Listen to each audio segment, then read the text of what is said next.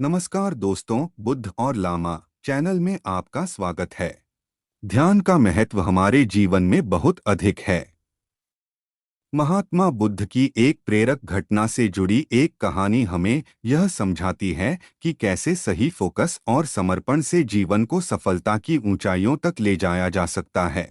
एक समय की बात है, महात्मा बुद्ध अपने शिष्यों के साथ उपदेश देने के लिए दूसरे नगर में जा रहे थे। काफी दूर चलने के बाद सभी शिष्य थक गए और उन्होंने फिर महात्मा जी से कहा, गुरुजी, यदि आपकी अनुमति हो तो कहीं रुककर कुछ देर आराम कर लें। वत्स, हम कोई उपयुक्त स्थान ढूंढेंगे और वहीं विश्राम करेंगे।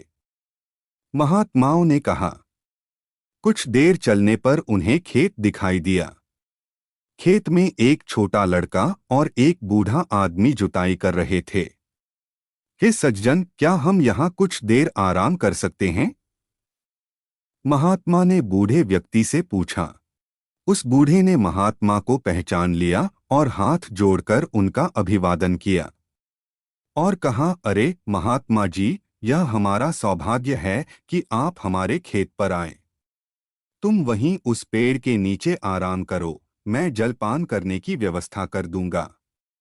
तब महात्मा जी ने कहा, हे सज्जन, आप अपना काम पूरा करें, हमें कुछ नहीं चाहिए।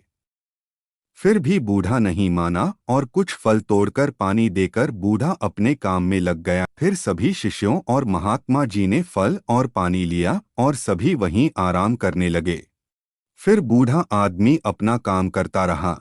फिर बूढ़े का पोता काम करते करते थक गया और मन ही मन सोचने लगा कि अभी तो आधा खेत ही जोता है, आधा खेत अभी बाकी है।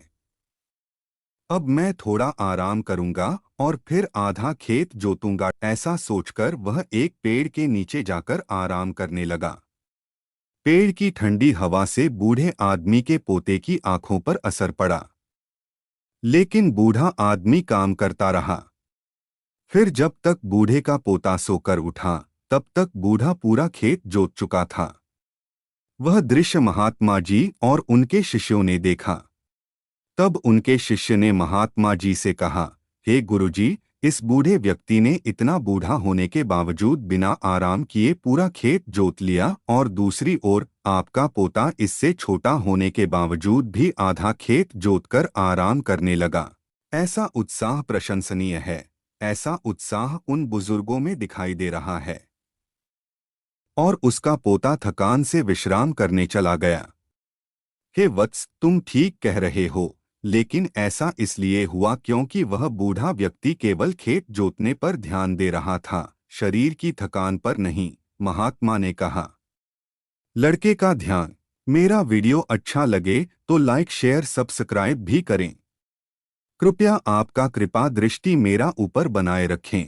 ध्यान खेत जोतने पर नहीं था, बल्कि अपनी थकान पर था। यह हमें सिखाता है कि अपना ध्यान हमेशा लक्ष्य पर रखें, कहीं और नहीं।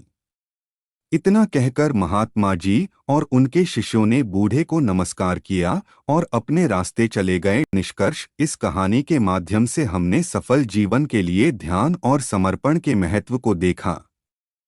यह हमें याद दिलाता है कि अपने लक्ष्यों को प्राप्त करने के लिए हमें समय समय पर आराम करने की आवश्यकता है, लेकिन इसका मतलब यह नहीं है कि हमें अपने काम में आलसी होने की अनुमति है।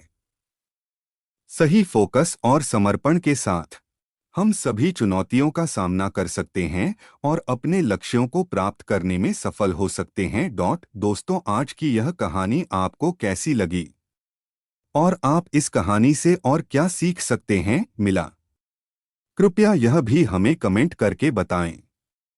और साथ ही अगर आपको ये कहानी पसंद आई और अगर यह आपके लिए कारगर साबित हुआ है तो इसे अपने दोस्तों के साथ शेयर करें।